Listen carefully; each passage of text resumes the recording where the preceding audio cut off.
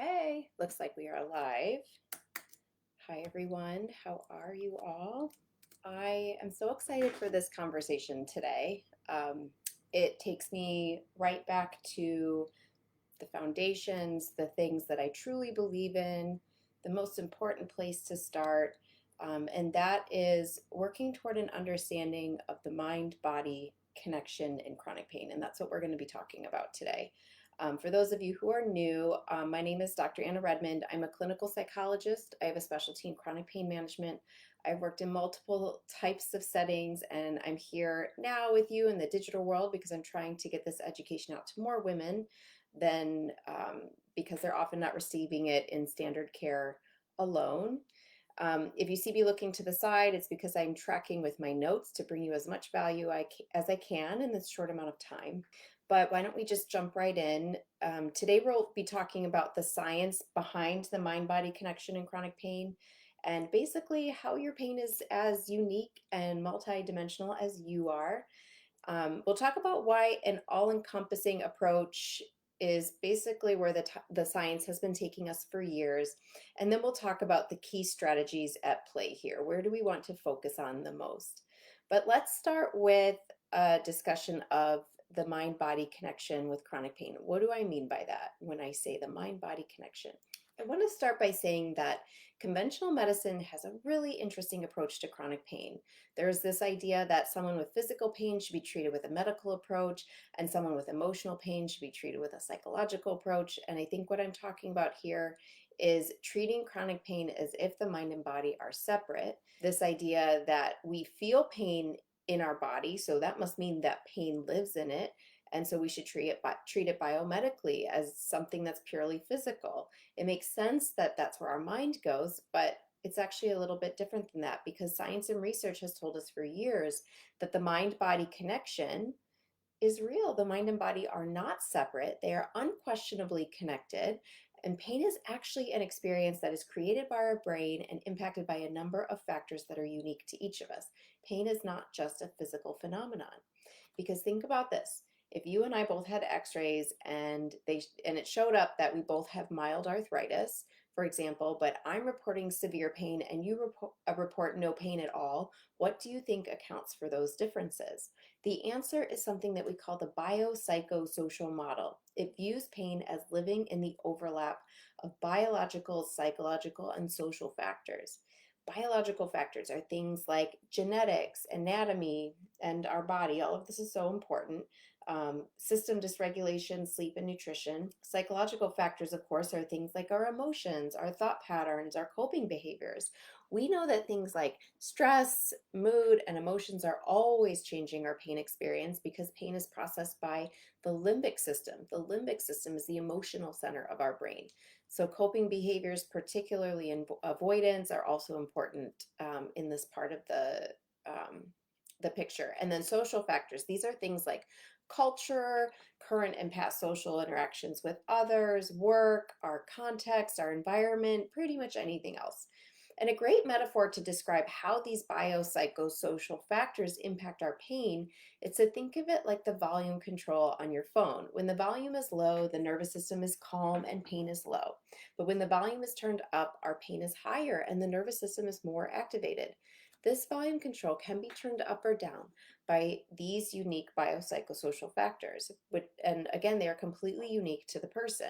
For example, we know that fear, anxiety, and stress can turn up the volume on pain, but we also know that distraction, social activity, and anything that improves our mood can turn down the volume on pain.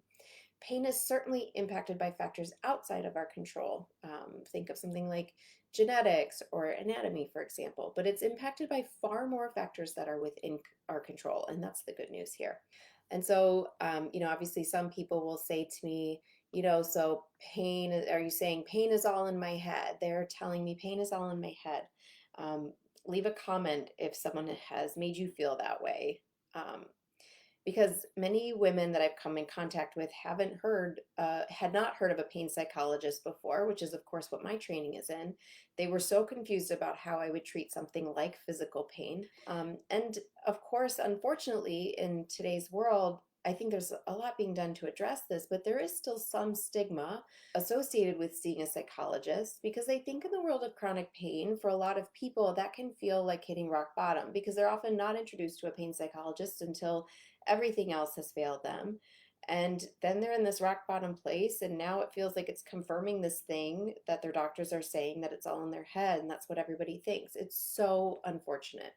And so, first of all, I want to say that I am sorry if this has been your experience, that you've ever gotten this message, and just know that you are not alone. Second, I also want to say that I assure you that if we talk about our pain, I believe that your pain exists exactly as you describe it, and that it impacts your life in many negative ways as you describe it. And finally, I just want to share that, we now understand that our brain controls our experience of pain, just like it controls everything else about us. Your pain is very real, but the good news is that there's a lot that you, your brain, your nervous system can do to reduce it, that we do have some control here. And the main thing that I want you to understand is that pain is always in the brain and in the body. Pain is always both physical and emotional. And the world of pain has done you a disservice by not addressing both along the way. And sometimes it is really hard to push through the stigma and the skepticism. It was really hard sometimes just to get people to sit in a room with me, let alone to explain to them that even though we feel it in our bodies, pain is produced by our brain. It was always hard for them to hear that chronic pain is associated with a host of changes in our nervous system, from the periphery through the spinal processing of pain signals up to the brain.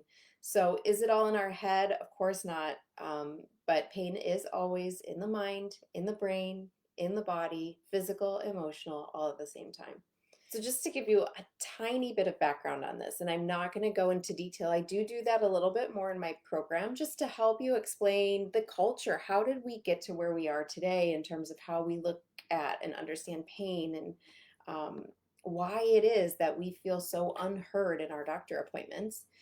But just a little bit of a history lesson here, because efforts to understand and treat pain go back hundreds and thousands of years. Of course, pain has always been an affliction for humans. But I want to start with the 17th century Rene Descartes, who suggested that the mind was incapable of influencing the body. It sort of shaped the view of medicine into something that was unidimensional and reductionistic.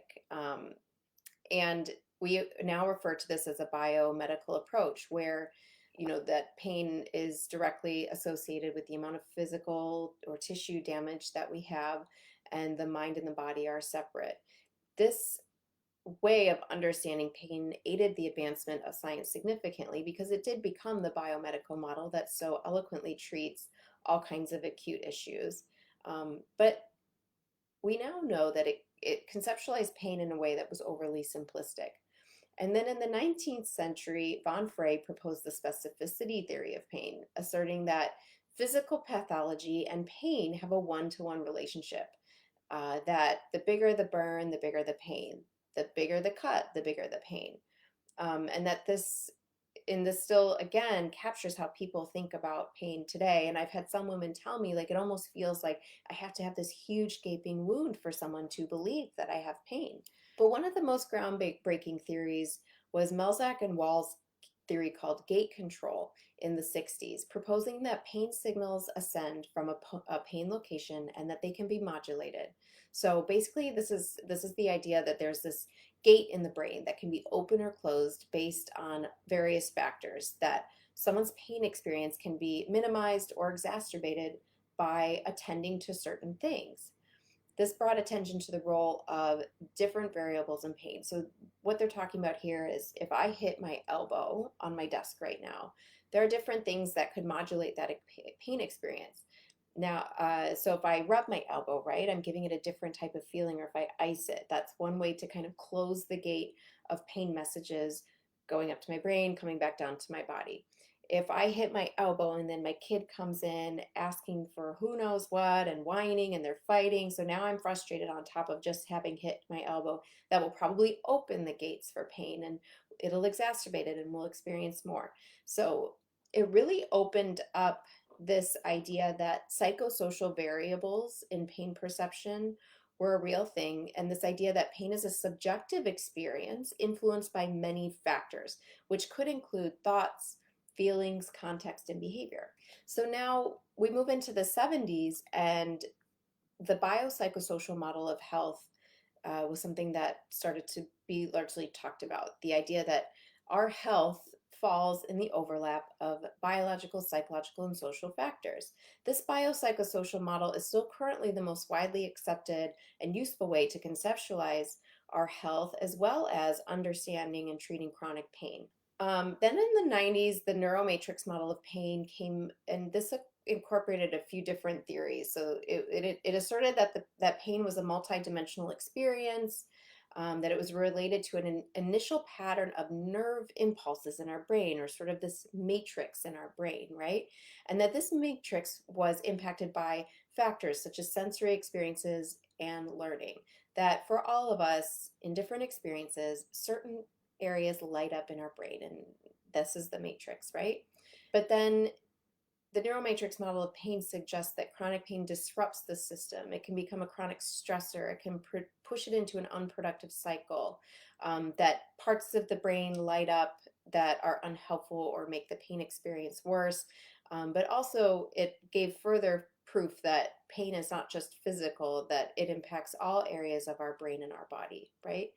Um, it also emphasized the important relationship between pain and stress, and the need to decrease tension with tools and disrupt that pain stress cycle. Um, and according to this theory, a person's neuromatrix, or the different areas of their brain that light up when they have pain, determines that experience of pain. And then more recently, the concept of neuroplasticity came about.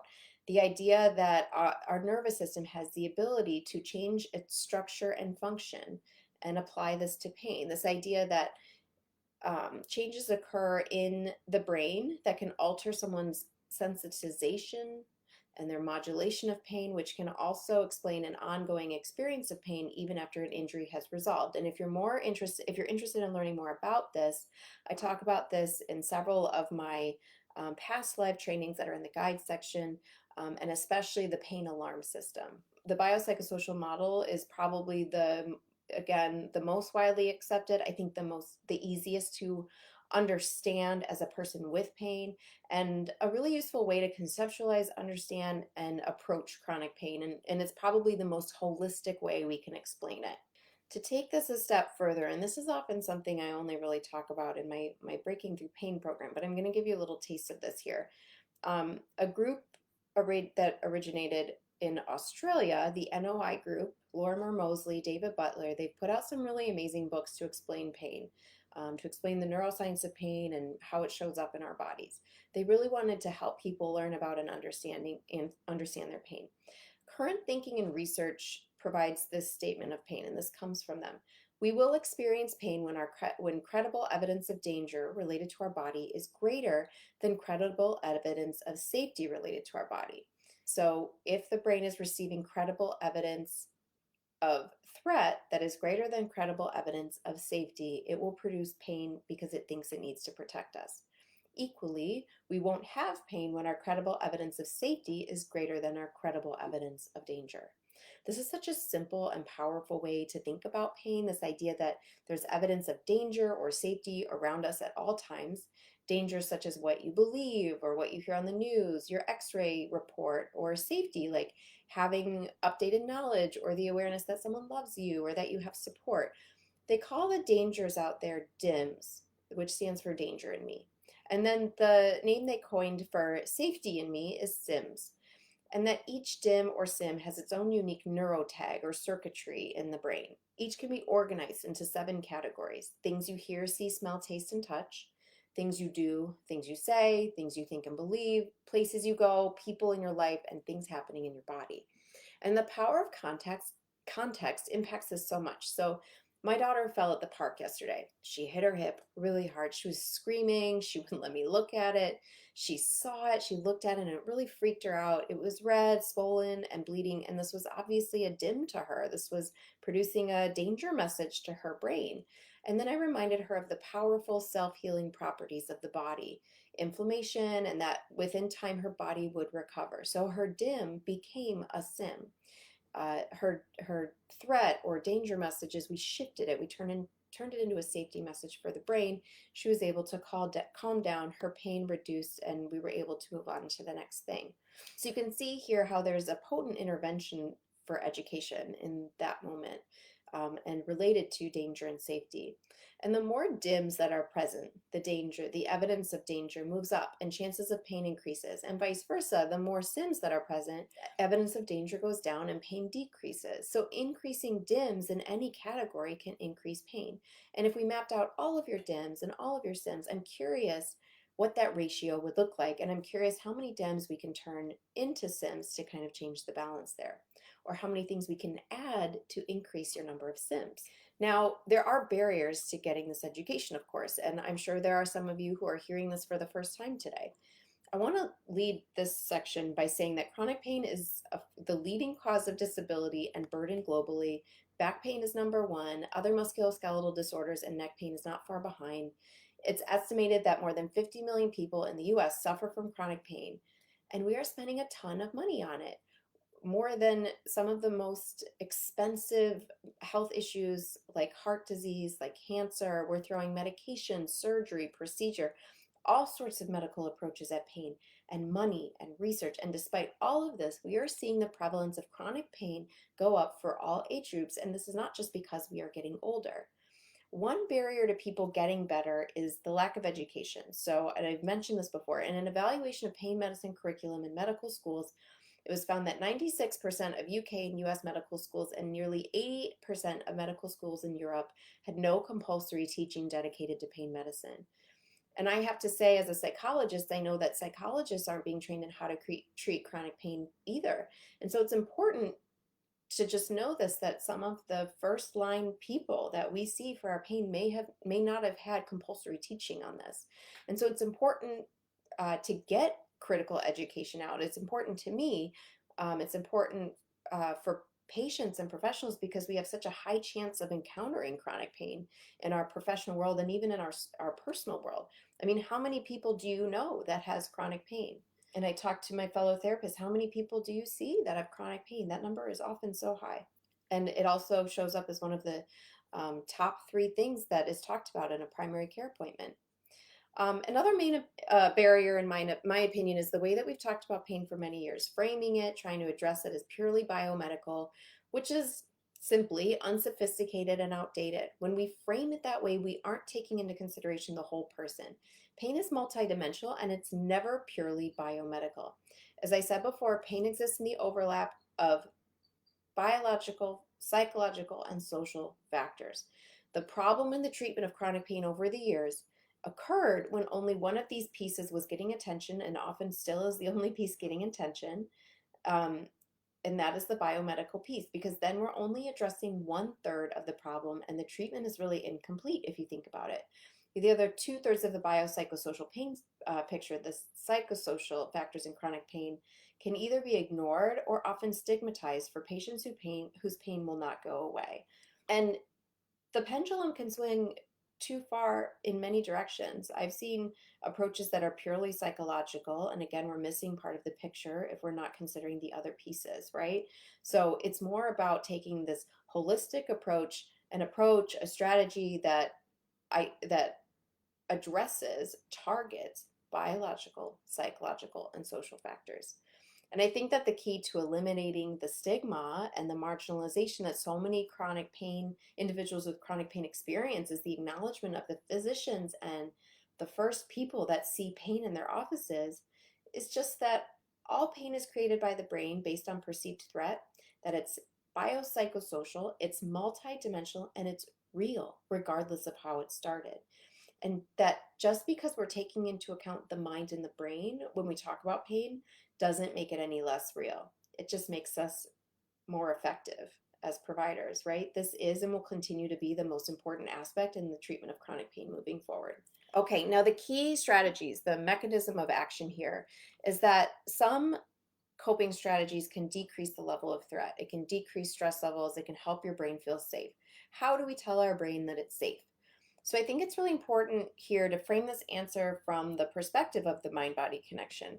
We know from research supporting cognitive behavioral therapy that the way we think impacts how we feel. If we feel like a failure, we are likely to experience a negative mood. We know from research around stress that the way we think impacts the way that we feel. If we're worried about falling off the edge or about danger in our environment, the brain will detect it using sensory information about the outside world that it receives through our eyes, nose, ears, and skin. This information will be processed through our limbic system, the emotional center of our brain. The thalamus takes input and turns it into a perception or a narrative, what's actually happening at the moment. The sensations are processed through the amygdala. It's kind of like our smoke detector of our brain. The frontal lobes are kind of like our conscious awareness, right? When the amygdala senses a threat, it sends an instant message through the hypothalamus and the brainstem, recruiting the autonomic nervous system to initiate a whole body response, like a whole sequence of hormonal changes that prepare us to fight or run. The amygdala processes information more quickly than our frontal lobes or our conscious processing do. So the process of deciding whether something is a threat to our survival can happen even before we are consciously aware of that danger. Before we know why, our body may already be responding to the threat. And this results in experiencing physical symptoms in our body, shallow breathing, increased heart rate, sweaty palms, tense muscles. So the perception of a threat can influence how our body physically relaxes. So here's just an example to provide evidence of the mind-body connection. And if you've been listening to my trainings for a long time, you've probably already done this. If we close our eyes, and I encourage you to do so now if you feel safe, and we picture a juicy yellow lemon and we conjure up all of our senses to experience that imaginary lemon, noticing and feeling the juice on our fingers, observing the shape and the ridges, noticing the smell. We can form an imaginary representation of this lemon, this scenario in our mind. If one were to then imagine bringing that yellow lemon closer to their mouth, imagine this now, and eventually tasting it, most people that I've walked through this imagery with would describe that they've salivated a little bit more or they even puckered up. I even had an individual tell me that the cut on his hand was burning because he had imagined that the juice got everywhere. But the lemon's not real. But our brain, with the best information it was given, decided that it was real and told our body to respond physically to that imaginary lemon. And it does this in all sorts of scenarios. Here's a common example. Many women I talk to with chronic pain, they feel like their providers don't understand their pain, that the pain is all in their head, that no one can figure out what's going on, that they'll have chronic pain forever. They can't stop thinking about their pain. And they really start to have a lack of confidence in the medical system. Perhaps they've withdrawn from things that are meaningful to them, their communities. Maybe they feel socially isolated. Perhaps they've stopped doing anything physical because it hurts to move and they're really fearful of causing more harm or more damage. Their threat level is high. Those danger messages are highly prevalent. The brain is on high alert. And on the other hand, when they're using skills like meditation, they turn off their stress response with diaphragmatic breathing. They neutralize their negative thoughts with therapy or learning thought restructuring. They neutralize their fear around pain with education about how pain actually works, how the brain actually chooses to create it. Signals can be sent back to the brain that they are safe. It can shut off the fight or flight response. It can close the loop, right? The threat level is low. The brain does not have to protect. Relaxed shoulders, calm breathing, strong physical stance, confident thoughts. These all send information to our brain that we are safe. Our brain relies on this information from our body to make decisions to produce positive physical sensations or negative physical sensations. And so this is sort of the key here, right? So when less resources on the brain and the body are spent managing internal chaos, doubt, fear, uncertainty, threat, burnout, then more resources can be spent on healing and a trajectory toward recovery. And so how do I address some of this in my program? So when I think about an umbrella throughout, what is the concept that threads throughout? One of those things is that idea of threat versus safety, because everything can fall into one of those categories, and we want to shift that ratio. So my job as women are moving through my program is to give them all of the things that can turn up the dial of safety for their brain. So we start with an understanding of pain neuroscience. When we understand how the brain creates pain, now we have power, because now we know how to change what the brain is doing, right? Now we know how to change our nervous system's response to certain stimuli in our environment. We increase safety in our brain by exploring our pain experiences, finding empathy, validation for their experiences, understanding why they had this experience in the first place. Shifting the narrative a bit can up the safety for our brain. Learning mind-body techniques, neuroscience-informed mind-body wisdom. So how can we understand and learn what turns on our stress response, which increases pain and tension in the body, and how can we purposefully turn that off or close the loop on our stress response? Pacing. How do we do what we want to do, the things that we value, without causing flare-ups, without increasing our pain? What's the step-by-step process for how to do that? I teach that in my program so that you, with the experiences that I show you how to give your brain of doing things you love in a paced way, repeated positive experiences with the things that you love, results in those things being associated with safety for the brain. Real brain changes happen in this part of the program. And then finally, designing your whole day that way. How do you design a day that, one, allows you to do the things you love, two, in a sustained way so you can be productive or doing the things you want confidently throughout the day, and three, again, giving your brain positive experiences with different things throughout the day so that it starts to feel safe more often, right? We're designing a day, we're creating pain interrupting rituals, brain safety rituals here, right? And then finally, we thread pain psychology throughout all of it. Everybody presents with different barriers and challenges, things that get in the way of all of this being successful, things that get in the way of people successfully applying what they've learned to their actual day. Everyone has a unique context, a unique life, unique experiences, unique traumas, unique support systems, unique psychology, unique emotions. How do these things show up and either enhance or get in the way of our path to recovery? And I'm a pain psychologist. I prepare people for this part.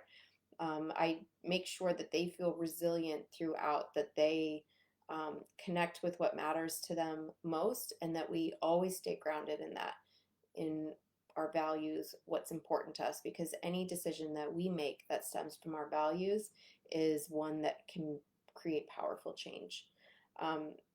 Anyway, that's I guess a little bit about my program. But if the idea of the mind-body connection is attractive to you, you want to learn more about it, or maybe you know a ton about it, but you don't know how to apply what you've learned to your unique life, that's when we should talk. So I have a program called Breaking Through Pain. It's a High Achievers 3-month accelerator for pain recovery. And the idea is you come in, and it's a high-touch program. I give so much support. There is no other program as encompassing as this one, with as much personalized support from me.